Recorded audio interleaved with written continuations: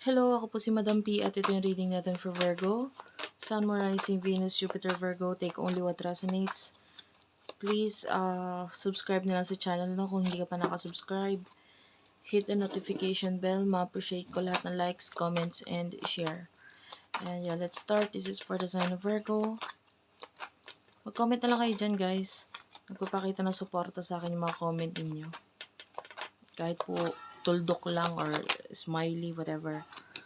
So, let's start. You do have the Queen of Pentacles.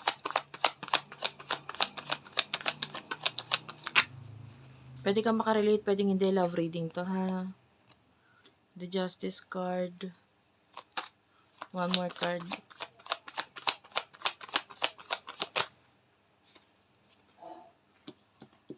This is the Magician, no? Dalawang major arcana. O, tatlo pa. Sa bottom of the deck, meron tayo ditong the Fool. Okay? So, sa nakikita natin, you are someone with the Queen of Pentacles energy. Kumbaga, pagdating sa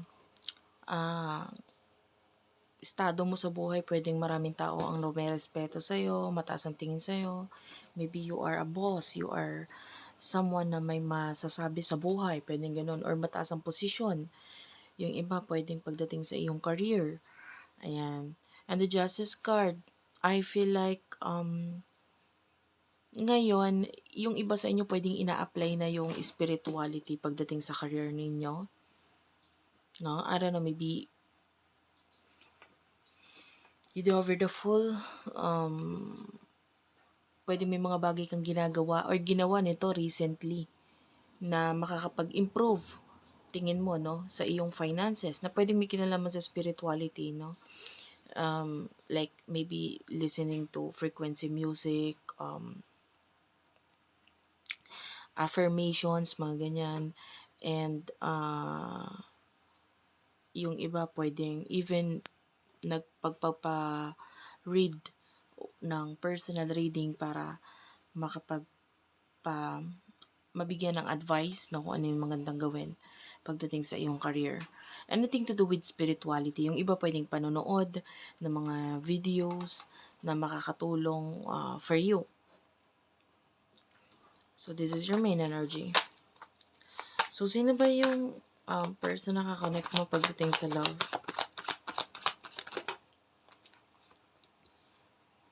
Ace of Pentacles. The Emperor.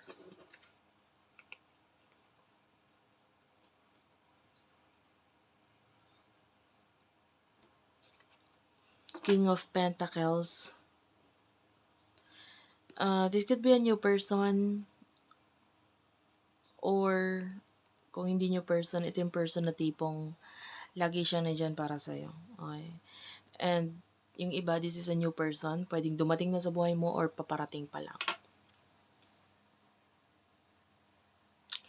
I feel like very attracted itong person na to pagdating sa talino mo, sa galing mo, sa kung ano ka. And, this person, gusto niyang bumuo ng something sa'yo. And ikaw yung nakikita niya na perfect for that new beginning. Medyo hindi nagmamadali itong person na to. Very mature ang kanyang energy. And this person is thinking about the future sa inyong dalawa or sa connection na ito. Ano yung mga emotion ninyo sa isa't isa?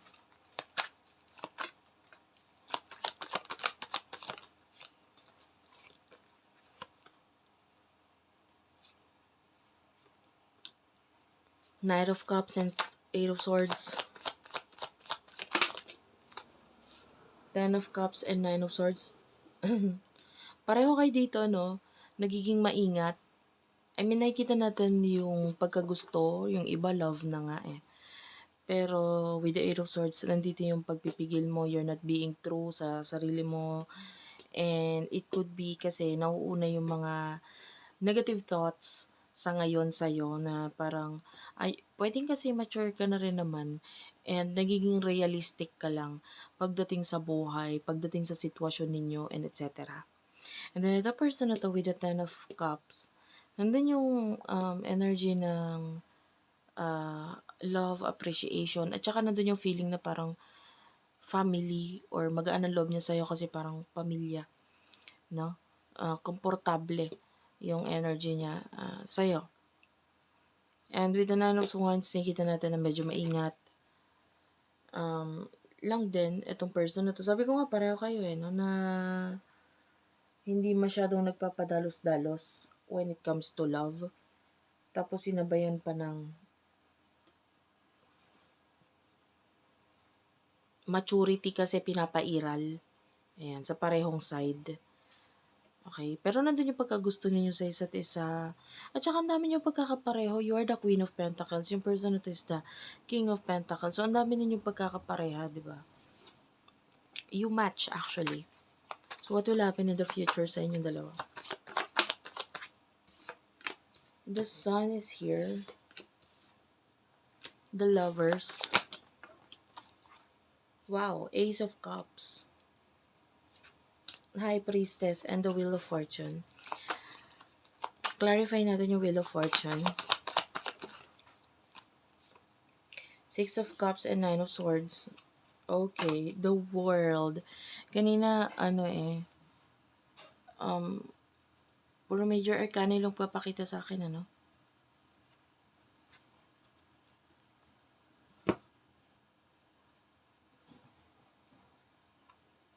Okay, I can see happiness sa'yo. Deserve mo yan. Karapatan mo at deserve mo maging masaya.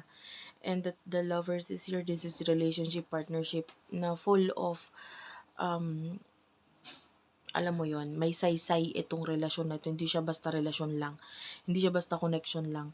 May something sa inyo ng person na to na magtutuloy-tuloy siya na nakikita natin magbibigay ng happiness and positivity sa'yo in the future. Siya yung makakasama mo talaga. Pagdating sa mga goals mo, you will become successful and through the help of this person. Pareho kayo, no? Nandun yung pagtutulungan, partnership sa inyong dalawa. Ace of Cups, yan, this is love. This is a new beginning regarding sa connection na ito. The High Priestess, my soulmate energy. This is your soulmate. This is the person for you.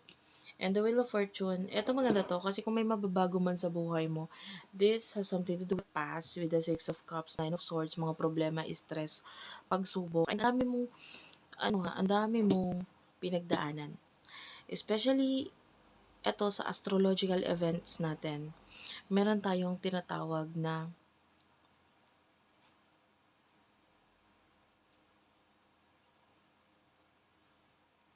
okay, sorry, natigilan ako kasi nag-stop yung video. Sa astrological event natin, meron tinatawag na or pangyayari na paglipat ng planet of Neptune sa sign of Aries, which is galing siya sa sign of Pisces. 14 years ang tinagal niya doon. Sa 14 years na yon, from 2011, nagkaroon ng push and pull sa'yo pagdating sa area ng spirituality. Pwedeng naging foggy or naging malabo para sa'yo yung mga bagay-bagay, lalo na kung wala sa'yo sa harapan mo. It could be situation or person, people sa buhay mo na hindi mo na alam kung anong gagawin mo dito. So, naging foggy. So, ngayon, paglipat niya, ito nakalipat din siya sa sign of Aries, magtatagal siya dyan for the next 14 years na naman. Not, aalis siya 2039 na. So, nandun yung pagbabago and expect na magkakaroon ka ng clarity. And this is it.